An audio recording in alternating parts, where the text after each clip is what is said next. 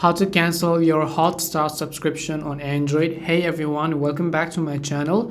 I am Bimal from Geek. In today's video, I will simply show you how you can cancel your Hotstar subscription from your Android. So just make sure to watch the video till the end.